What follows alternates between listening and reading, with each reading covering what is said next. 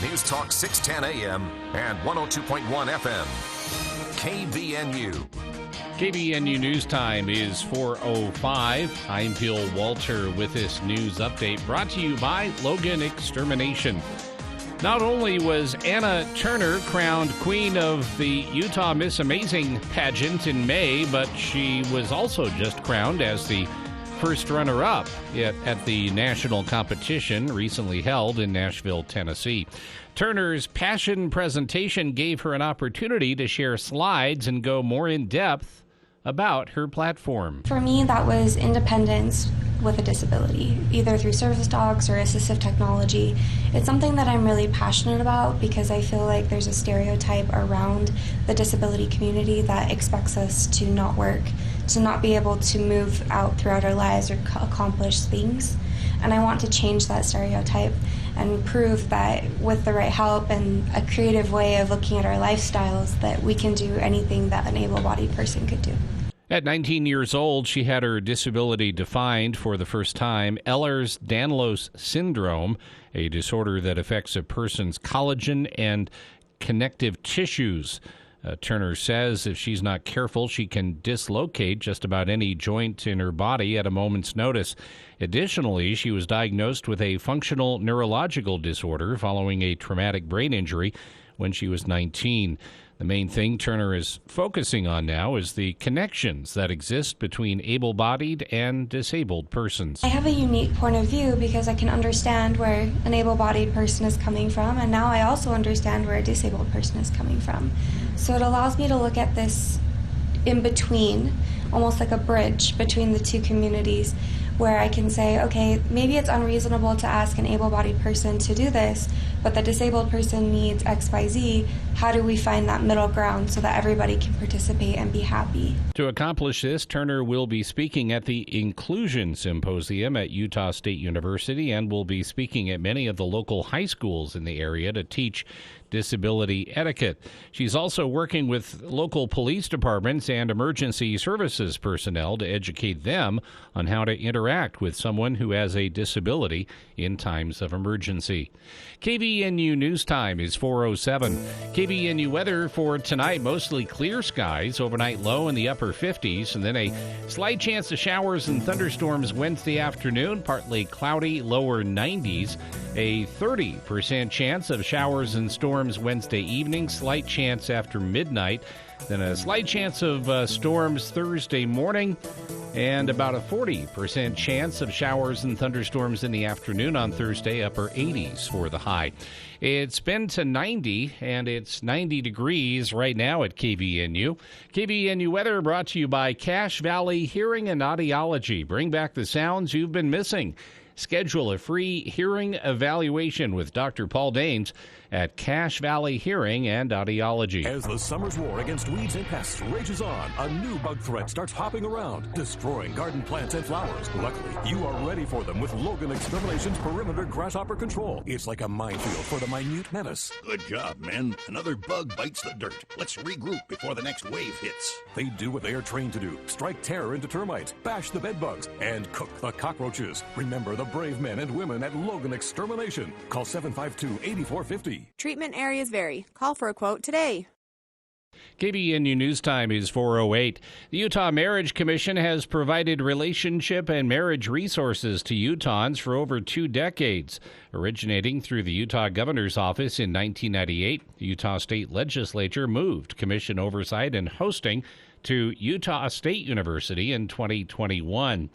The mission is to help Utah residents form and sustain healthy, enduring marriages and relationships through education, classes, conferences, and other resources. It specializes in serving populations at higher risk for family instability.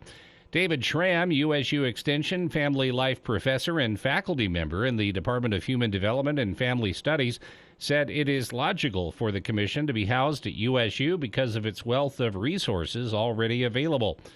The UMC, the Marriage Commission, offers 3 services to Utahns free of charge. They include bi-weekly webinars from relationship and marriage experts on a variety of topics, an in-depth relationship assessment that offers a comprehensive report on how couples view the relationship, and a 6-hour marriage preparation online course designed to help couples improve their relationship through principles and skills. For more information, visit strongermarriage.org. And the Justice Department asked a federal judge this week to bar Idaho from enforcing its near-total abortion ban, while a lawsuit pitting federal health care law against state anti-abortion legislation is underway. The Idaho law is set to automatically take effect on August 25th. It makes it a crime for anyone to perform abortions punishable by up to 5 years in prison. Physicians who are charged can defend themselves at a trial by arguing that the abortions are necessary to save a patient's life or that they were performed because of rape or incest.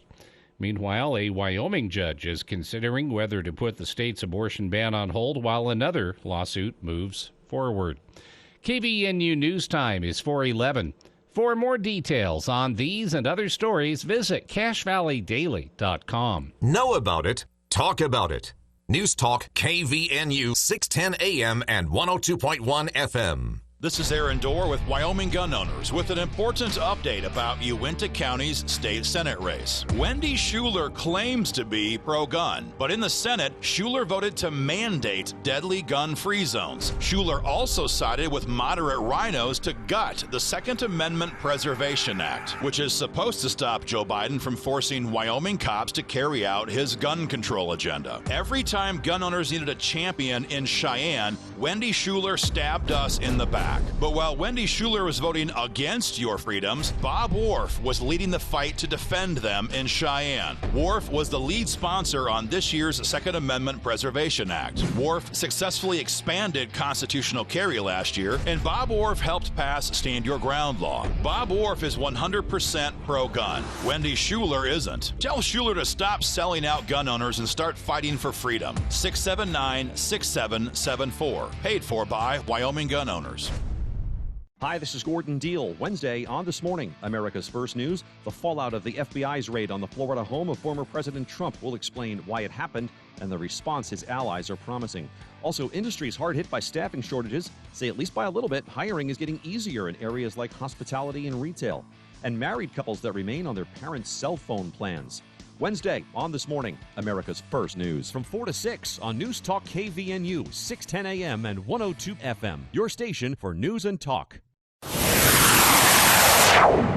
For the people. We are waiting with bated breath for news from the Cache Republican Party meeting an executive committee tonight. With Jason Williams. And I'm really excited about this next segment. We have two guests here in studio. We're going to talk about something that we've talked about many times here on the show, but from a bit of a different angle. Weekday afternoons from 4 till 6 on News Talk KVNU, 610 AM and 102 FM.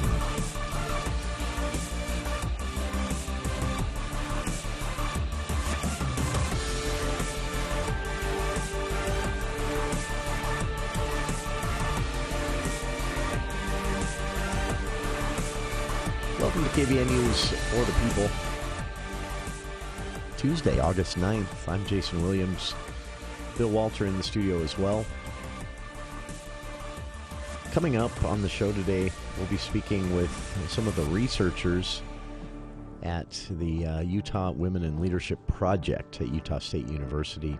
Normally we speak with director of the project, Dr. Susan Madsen, and she is not available for this week. So we're actually going to be speaking with one of the co-authors of this report on sexual assault here in Utah, associate professor out of BYU. The BYU and U of U teamed up with USU on this because it was a statewide survey and group of research. So we'll be speaking with Julie Valentine. Dr. Valentine is an Associate Dean of Undergraduate Studies and Research at Brigham Young University's College of Nursing. And what she'll be talking to us about is this snapshot report that was released this week by the Utah Women in Leadership Project on sexual assault among Utah women. This is a 2022 update to this annual report that they've done now for 4 or 5 years. So enough time has passed that trends have been spotted. Here are some highlights from that report, although, I hesitate to use that word. The research findings include rape is the only violent crime in Utah with higher rates than the national average. Utah data collected from sexual assault medical forensic examination forms indicated that personal and situational vulnerabilities are most often associated with this increase in sexual assault here in Utah. And assailants are predominantly acquaintances. About 60% of reported sexual assaults in Utah were acquaintances, only 20% strangers, and the rest either didn't report or were listed as unknown. So sexual assault kit submission rates have improved here in Utah, the report says, over the last 15 years. If you remember, this was a big focus of the legislature a couple of years ago, when it became apparent that Utah had a years-long rape kit backlog. They were just sitting on shelves, unprocessed, meaning that no investigation could have begun because the rape kit done by medical professionals and turned over as evidence had never been processed. That was a pretty big scandal, made national headlines. Other states quickly ramped up their own efforts, realizing that they were soon to be a target of similar news reporting. And so that has improved, the report said, and national and state funding have helped with that quite a bit. State officials increased funding for testing and processing of rape kits, and over 11,000 of these backlog sexual assault kits were processed just in the last 2 years, the project reported in this. So unfortunately, some of the additional negatives from the report: prosecution of sexual assault crimes remains very low compared to other states, even in the Intermountain West. Data indicate that from 2003 to 2011, only a third of adult sexual assault cases reported were referred by law enforcement for prosecution, and only 6% were actually prosecuted. Data from 2012 to 2017 show that referral for prosecution rates remained roughly the same, about 33%, while prosecution rates themselves actually improved a bit, jumping from 6% to 10% of those reported. And then the researchers there at the Utah Women in Leadership Project remind that when it comes to the reporting of sexual assaults, it's estimated based on a lot of different data that's collected and compared and contrasted for decades now. It's estimated that only between 20 and 30% of sexual assaults that actually occur are reported. So 20 to 30% reported, only about 30% of that 30% being processed and through the law enforcement systems, and then only 10% here in Utah roughly actually being prosecuted. So not a great picture painted by all of this, but here we are. So we'll speak with the researchers, how this research was done, what it means. And, of course, the goal of the Utah Women in Leadership Project is to present this research to policymakers primarily and the public secondarily. The goal is to change the landscape here in Utah, both on the front of preventing sexual assaults in the first place, but understanding that they're going to occur for the time being, still making sure that they are prosecuted, that reporting gets easier, and also understanding some of the things that might be contributing to the high rate of reported sexual assaults here in Utah compared to other Intermountain states. Some cultural issues there that the Institute or the project, the Utah Women Leadership Project, doesn't really get into themselves, but lawmakers do. So the goal is to present this data. They will be doing so at an upcoming legislative event, I'm told, but they'll be joining us here on the show first to actually break this down. So that's coming up in hour 2 of today's show. I just want to give a quick shout out. Now, this is actually, I believe, his second bachelor's degree, or let me double check. This may actually be, second. Shout out to our friend Paul Miro. Long-time guest on the show, contributed the Miro moment when he worked for the Sutherland Institute as the Institute's president for many years, and then after that kept the Miro moment going on his own dime. And 11 years, I think we did that here on the show. And Paul was a frequent guest, especially when we used to do the full election night coverage, which was the only bad thing I have to say about mail-in voting. It kind of ruined that. But otherwise, mail-in voting is great, especially when it spoiled the party. Yeah, it kind of spoiled the party for us. Reporting changed when ballot by mail became a thing here in Utah. It's about 12 years ago. So we kept it going as long as we could, but then at a certain point, there just wasn't. It was just us sitting here talking. There was not anything to report other than that first big data dump that usually comes around 8, 9 p.m. on election night. That's it. And then we get the rest the next day. So Paul was a frequent guest for those shows. Got us in trouble a few times with some fun comments. Had some groups of parents very angry with us here for a little while due to one election night comment regarding cheerleading. I don't know. He's just a fun guy and still miss him to this day. Paul, for those curious, Paul has moved on to a different gig. He's doing public relations and writing a lot for various groups, including a couple of universities. And he is currently living in Las Vegas, of all places. So I wonder if he hangs out with that fellow that's that Tom down Grover there guy quite often. Yeah, Tom Grover. I'm sure they meet up. Those two love to argue with each other. Always a fun time being around those two together. So if I'm ever in Vegas, I know I'm texting them both and asking them both to meet me for lunch at the same time. But yeah, happy second graduation day to Paul. The reason I point this out is I think it's cool when.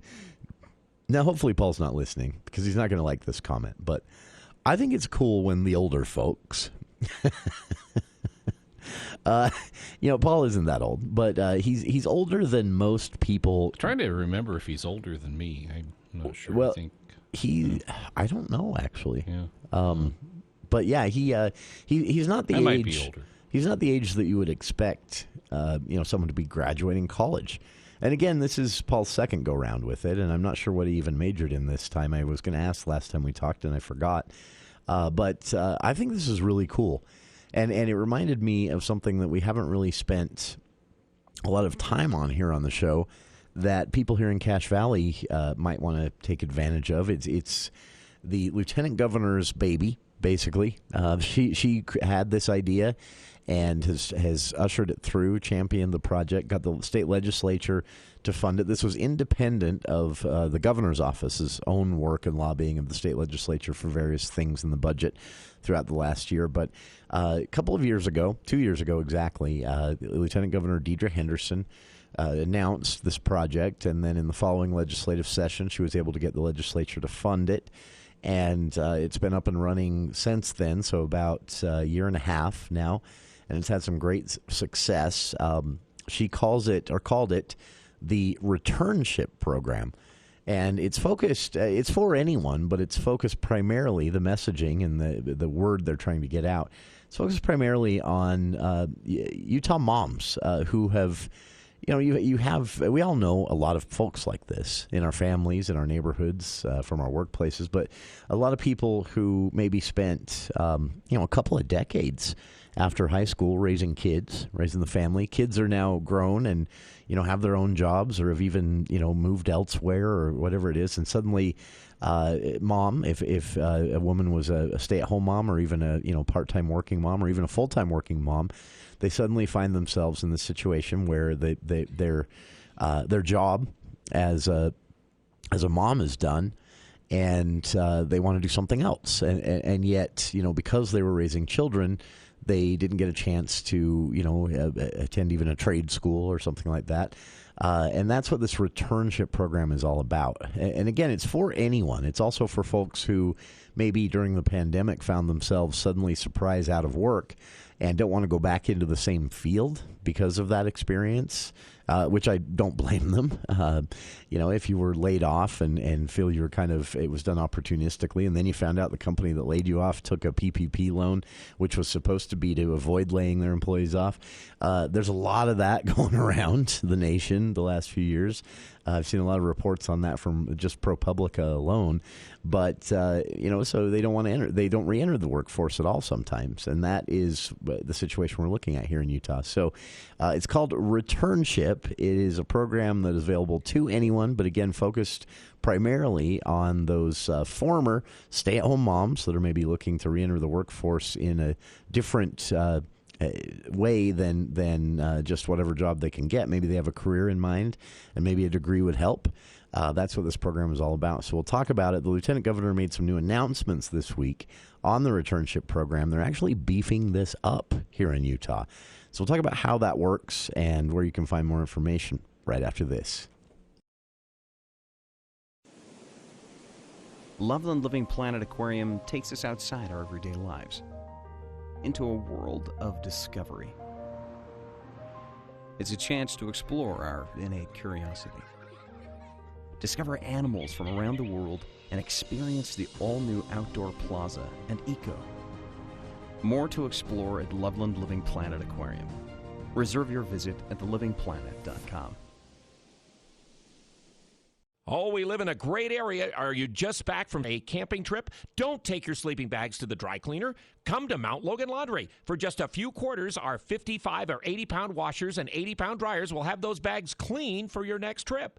Mount Logan Laundry has free Wi-Fi and drop-off service, plus they're open until midnight. Mount Logan Laundry really is the cleanest spot in town. Find them at 5th East and 9th North in Logan or in Brigham City on the corner of 1st East and 7th South. Mount Logan Laundry.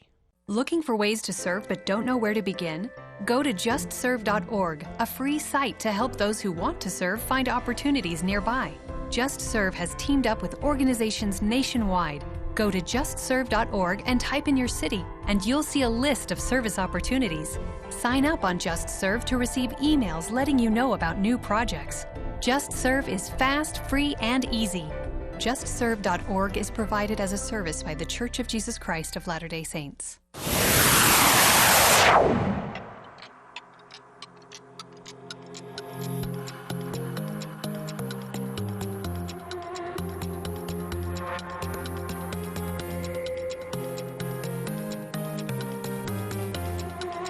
Welcome back to KVN News for the People.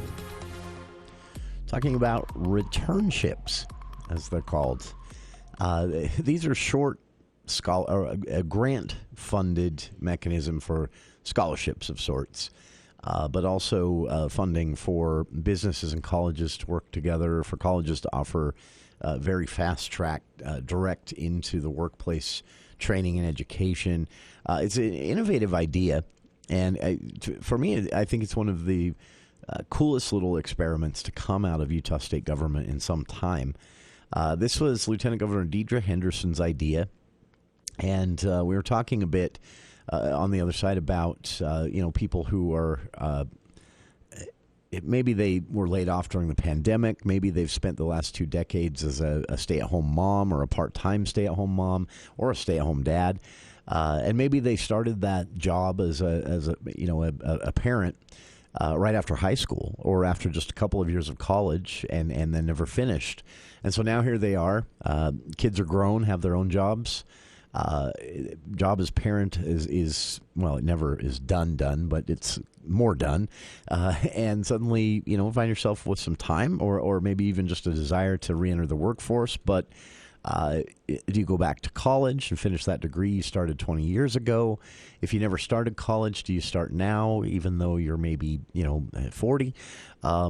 It's something that the Lieutenant Governor said keeps a lot of people out of the workforce, people who want to work but just don't feel that the options are really there for them, especially someone who spent a couple of decades as a stay-at-home mom, as an example. But this, again, could be people who were laid off during the pandemic, don't want to re-enter the same career they were in because of that experience, and so they've just stayed out. This is also for parents who decided to stay home when childcare options evaporated during the start of the pandemic, and most of them never came back, or a lot of them never came back. A lot of those businesses closed, and so they're still out of the workforce involuntarily because they don't really have great options. That's what this program's all about. So it started with last year in 2021, the Utah legislature, after the lieutenant governor lobbied them to do so, funded a $15 million fund. And this fund is going to go to... Now, there are two facets of this, the lieutenant governor explained. And she even explained this once here on our show. One is they told state government agencies to start opening more doors, to start looking at people who maybe had half of the education required for the job, but hadn't completed, or people who were, very interested in the job but maybe had no education background to be qualified, and look at places where they can actually bring them into state government and then put them through the necessary, 2-year program while they're working at the same time, and then eventually they can work their way into that job they're interested in. So that's prong one, return to work opportunities within Utah state government. The second part, and this is the part I think is the most creative, was this $15 million fund created to grant out to universities, individuals, business and university partnerships. For example, you have a business in Utah, and they're saying, "Look, we are so understaffed. We need more employees." And you have a university saying, "Well, we could create." This happens all the time, by the way. This part isn't new.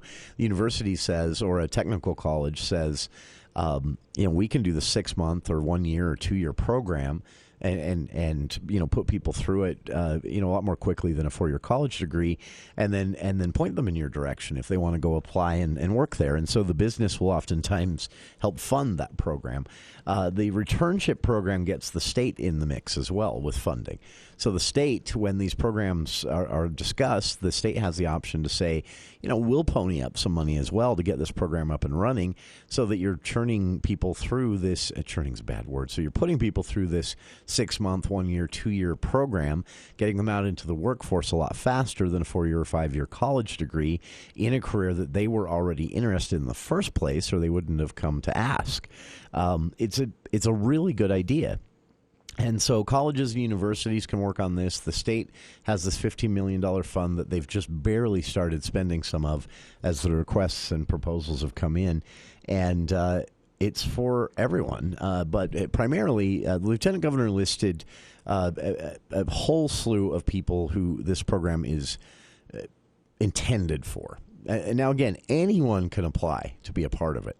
But these returnship programs are, just like being a college student, you're not paid for this.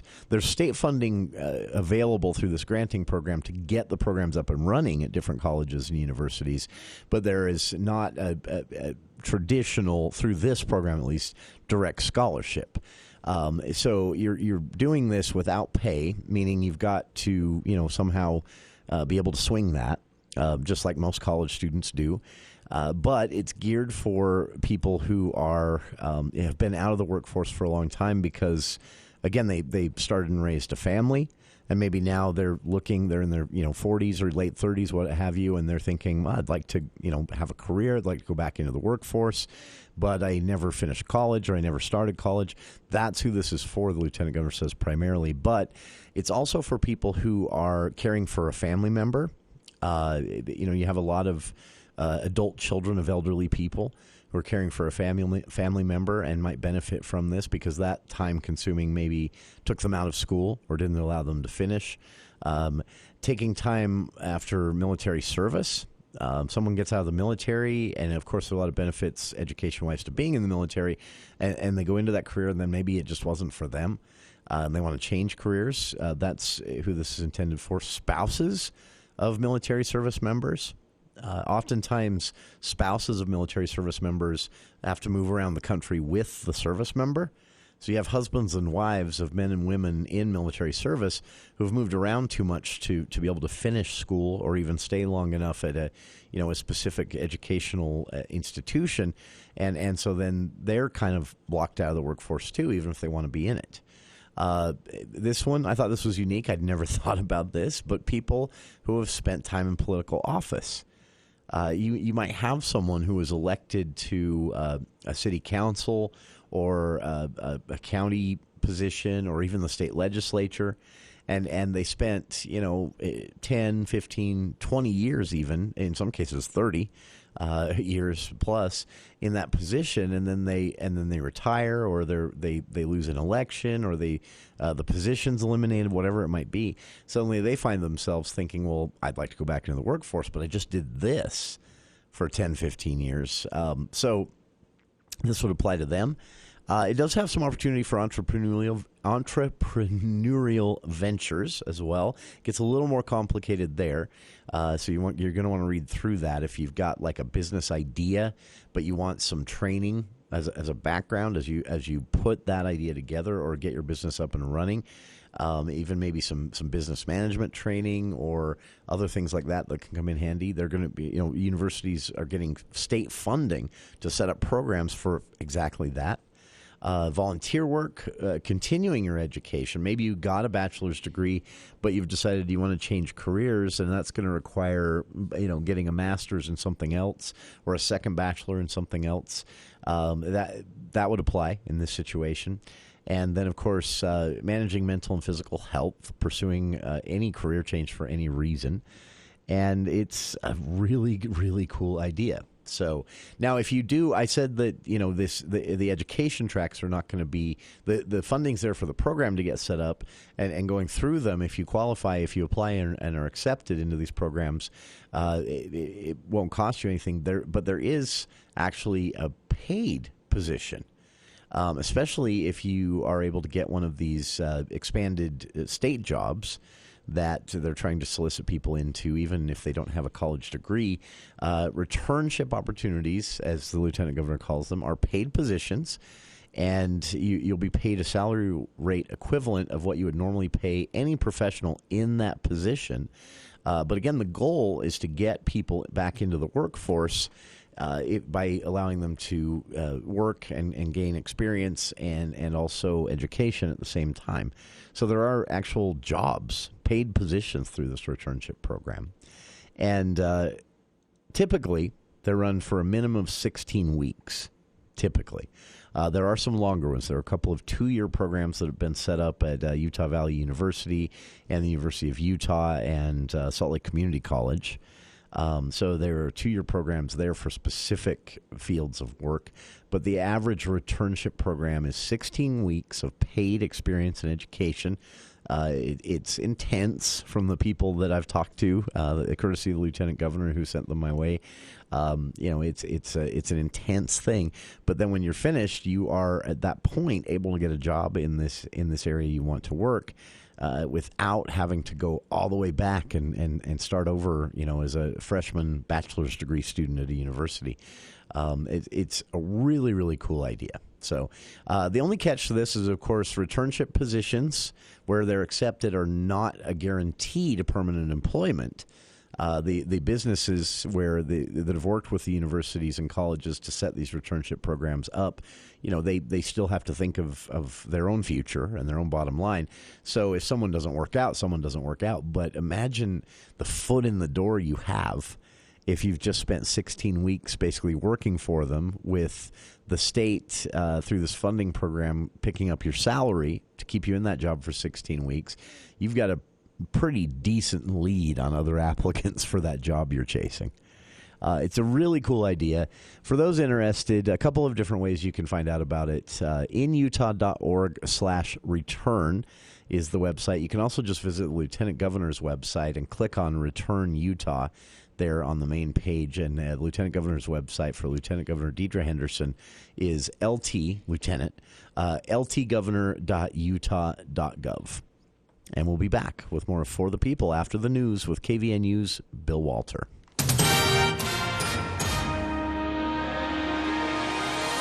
Thank you, Jason. KVNU News Time is 4:38, and the news is brought to you by U&I Furniture.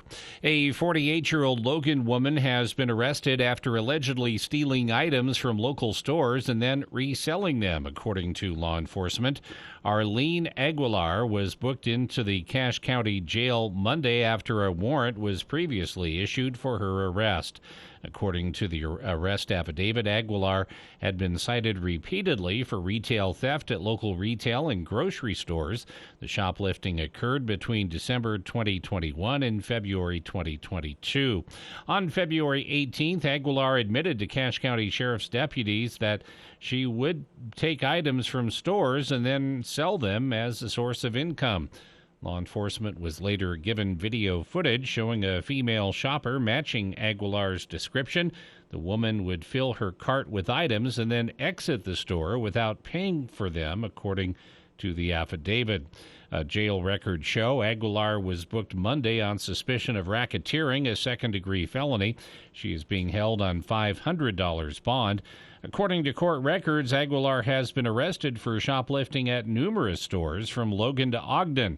She's also previously been convicted of possession or distribution of a controlled substance. A favorite event of speed demons everywhere was called off after a large amount of rain that submerged the historic Bonneville Salt Flats in western Utah over the past weekend. What was supposed to be a week of speed and excitement turned into one of disappointment as the rains turned the area into a lake. The rain left water extending out for miles in every direction, leaving Speed Week officials to cancel this year's event.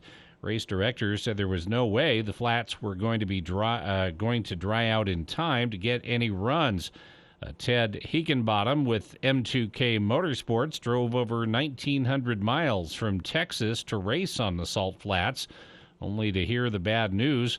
Local hotels were also bearing the brunt of the cancellation. Despite the bad news, racers said they will be back next year, with Higginbottom echoing the sentiment of many heading out of town. And after obtaining the winning bid at a public auction in November 2021, the Utah Division of Wildlife Resources officially took ownership of its newest wildlife management area, the Cinnamon Creek WMA, in June. A ribbon-cutting ceremony was held on August 5th to mark the occasion. Named after a creek that runs through the property, the Cinnamon Creek WMA provides important summer range for mule deer, elk, and moose. Sharp-tailed grouse and greater sage grouse also live on the property, and native Bonneville cutthroat trout swim in its creeks and streams. Located 15 miles south of the Hardware WMA, the 8,107-acre WMA sits on the border of Cache and Weber counties. KVNU News Time is 4:41. We live in a great country. We live in a great valley with a lot to be thankful for. UNI Furniture wants to take a minute and say thank you for being such good neighbors and friends and customers. UNI features many brand names, including many American-made chairs by Southern Motion, Best, Franklin & Lane, Speed Queen appliances, and therapeutic mattresses, Legend brand TV consoles and entertainment centers. Find these American-made brand furniture products at the place where there's always a better buy, UNI Furniture, downtown Logan. KVNU weather for tonight, mostly clear skies, overnight low in the upper 50s, and then slight chance of showers and thunderstorms developing in the afternoon tomorrow. Partly cloudy, lower 90s. More of the monsoon moves in Wednesday night and Thursday. 30% chance of some showers and storms after midnight on Wednesday night. And then on Thursday, slight chance of showers and thunderstorms in the morning, chance of showers and thunderstorms in the afternoon, high temperature in the upper 80s. It's been to 90. Right now it's 89 at KVNU. KVNU weather brought to you by Roof Rescue. Their experienced roofing team is tried and true and will fix your roof guaranteed.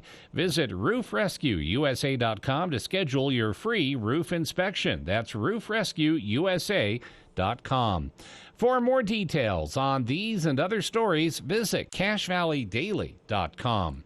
There's never been a better time to buy a new visionary home. Through the month of August, if you buy now, you save now. What does that mean? For new home buyers, through August, you can receive up to 3% of the purchase price back to use toward closing costs, or even to buy down the mortgage interest rate. That's potentially thousands of dollars in savings and upfront closing costs and on your monthly payments for the life of the loan. Contact a Visionary Homes new home consultant today to buy now and save now. Built for living,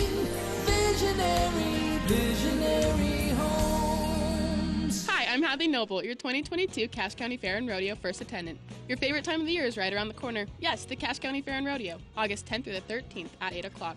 Get your tickets at the IFA in North Logan, the Cache County Event Center, or online at cachecounty.org/fair. Don't wait, tickets sell out fast, and don't forget, Thursday night is our suicide prevention night, so put on your purple or turquoise to help raise awareness. Please join us in watching trick riding like you've never seen and Barrel Man of the Year, John Harrison. So come on out, let's have some fun at the Cache County Fair.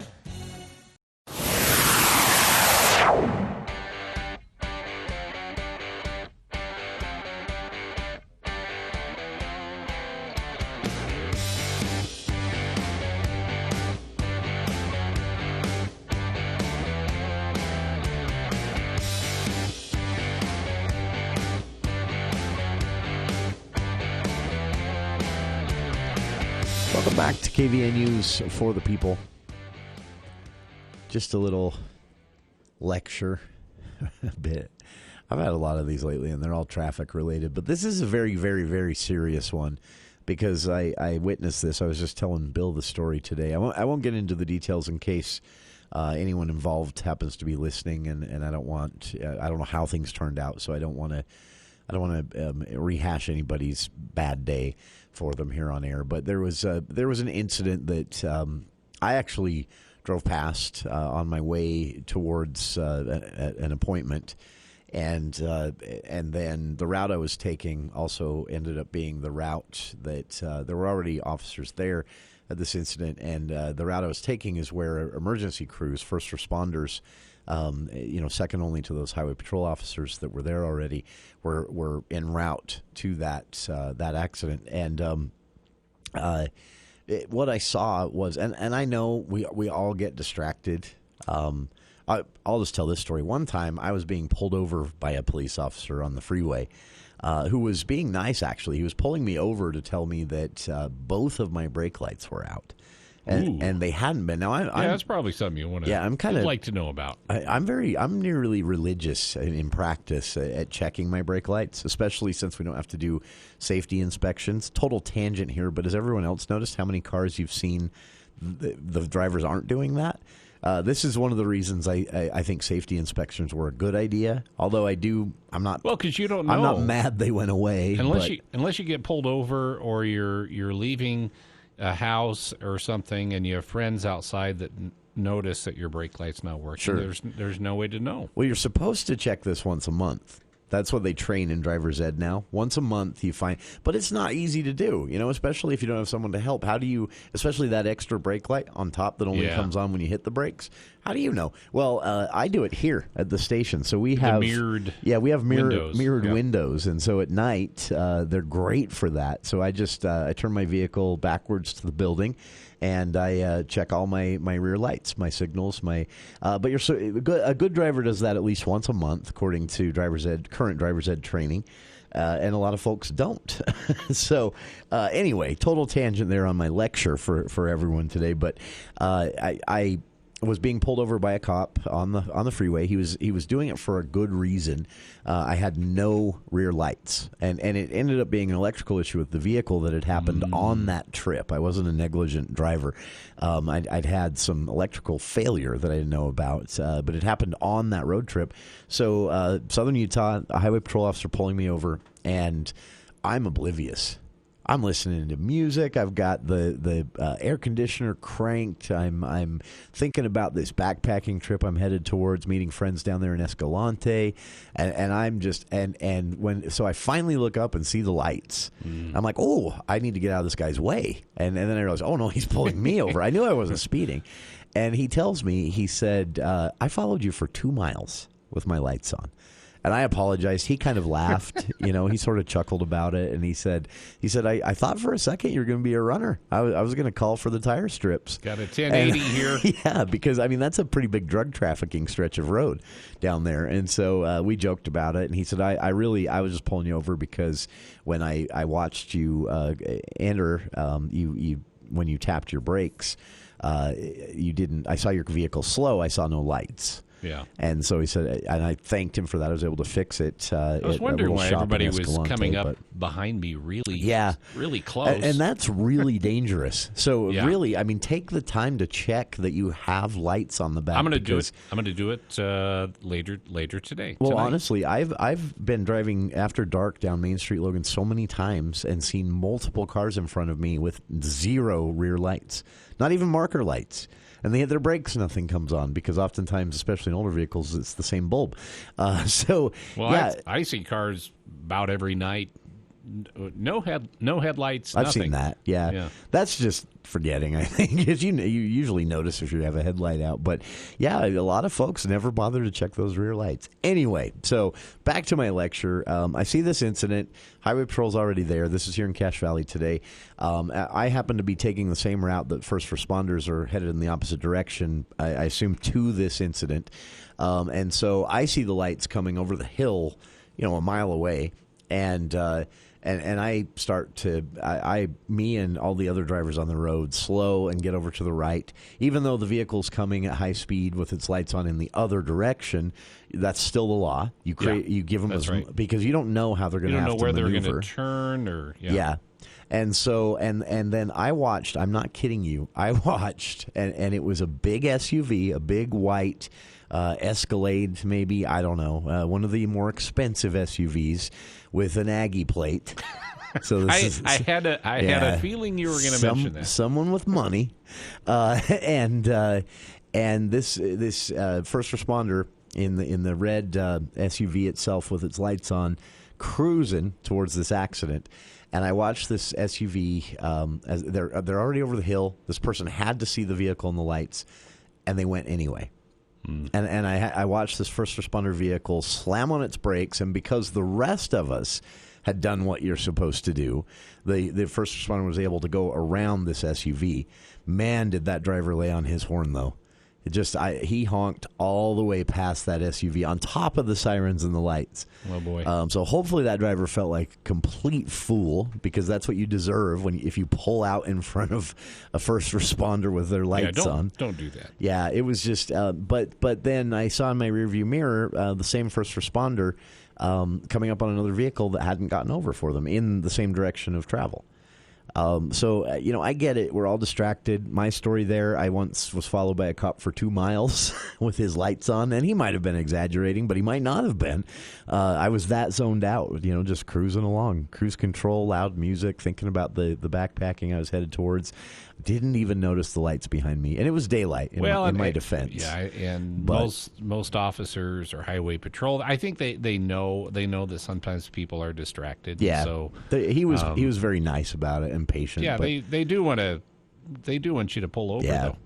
That's and I get that we're all distracted. You can't always be 100% tuned into your surroundings. So you should be as much as possible looking ahead, scanning the roadway, all that, and behind you, checking the mirrors once in a while. But you get distracted. Have you ever had that feeling though? You have like 1 or 2 squad cars coming behind you, and so you pull over, and they go around you, and you kind of go, phew. Yeah. Oh, it wasn't me. It wasn't me.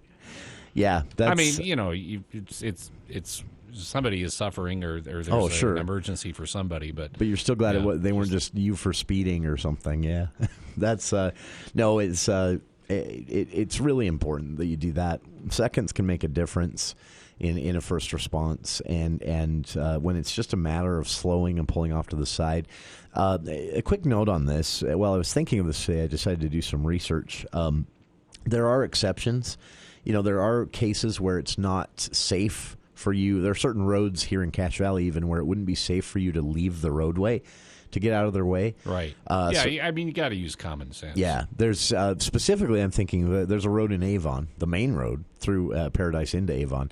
The Burra Pit as it's called at the south end of the valley, borrow pit, but meaning you're borrowing some space if you got to get over there. It's a canal, so and you may not be able to drive right out of it. Yeah. So in those scenarios, what you're supposed to do now, obviously, you want to get over as much as you can, because the goal of pulling over for an emergency vehicle in the first place is to give them space, because they may have to maneuver around other vehicles that didn't get out of the way. Who knows? Just like with an intersection, if you're at an intersection, you hear those lights and sirens, your job is to do squat. You sit there. And don't. I mean, if it's easy enough for you to try to get out of the way, do. But oftentimes, if you try to get out of the way, if you're the first car at a light, and emergency vehicles are coming through, and don't run the red light to get over. And you try to get out of the way, the person behind you will try to go, because they maybe didn't see the lights, where you did, because you're right there at the intersection. So if you see lights and a siren at a four-way stoplight type scenario, the best thing to do, and what drivers are trained to do in driver's ed now, is just sit. Don't move. Just sit there. Let the emergency vehicles navigate around everyone and get through that intersection and on their way, and then you can go. And then a final note on this: this isn't law. This is just etiquette. When you all pull over to the side of the road to let the first responders go by, as everyone should be doing, once the first responders have gone by, give it a bit in case there's more than one vehicle. They're often grouped in twos or even threes.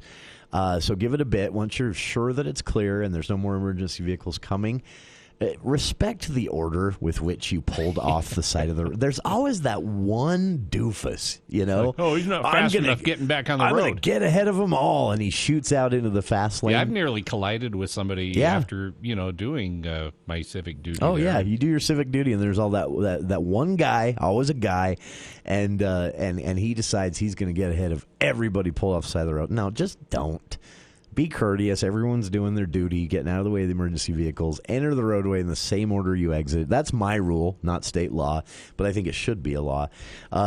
So, yeah, just a little reminder on that, because I saw this just today. Again, someone pulled out right in front of an emergency vehicle, and they had to swerve around. I was happy to see the driver just lay on the horn over that. And then saw in my rearview mirror that the emergency vehicle just a mile down the road was already behind another car in its way that hadn't gotten over. I get it. It's easy to get distracted. It's oftentimes, especially if they just have lights and no siren. This guy had his siren on. But if it's lights and no siren, it's easy sometimes to not see it for a few seconds. But just remember that they're headed to likely save someone's life. And seconds can make a difference. So get out of their way. If you're at a four-way intersection when they come through, stay still. Let them navigate around you. It reduces the odds of an incident that they might be involved in. And then, if you can't exit the roadway, another rule there.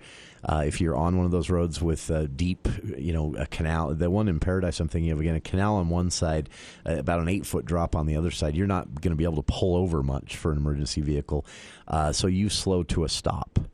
Get off as much as you can, but you slow to a stop so they have less to pay attention to as they navigate around you. So there you have it. Those are the rules. We'll be back right after this. Here at Legacy House of Logan, people often tell us, I promised my mom I would never put her in a nursing home. Or, Dad told me he never wanted to live in one of those places. But it's important to remember that senior care is one of the toughest and most stressful jobs you'll ever have.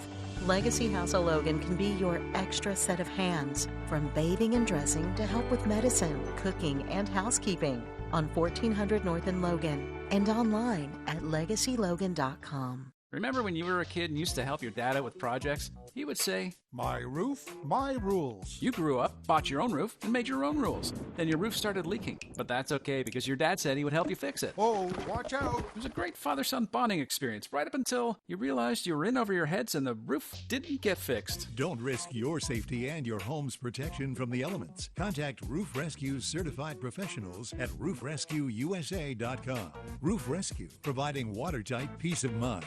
Believe it or not, a high-quality furnace air filter will reduce the amount of dust and pollen carelessly floating around in your home. John at the Duck Hunter says always buy a higher quality air filter. If you can see through a filter, you probably should pass on it. If you're not sure about which furnace air filter to buy, give John a call. He only carries the highest quality, which will reduce the dust and pollen in your home. For a free consultation, call the Duck Hunter at 770-4813. We are the Duck Hunter. Breathe better, save money, protect your home. We are the Duck Hunter. Cache Valley. Close to it all, but just far enough away. We've always had our own way of doing things, and we're proud of it. And our transit district is paving the way to keep that spirit alive. CVTD is forging the path to help fuel the economy, from helping your neighbor get to work to clearing up the commute time traffic. We drive the economy, and CVTD drives us.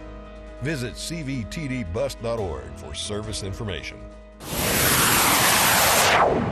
Smokey, this is not Nam, this is bowling. There are rules. Hey.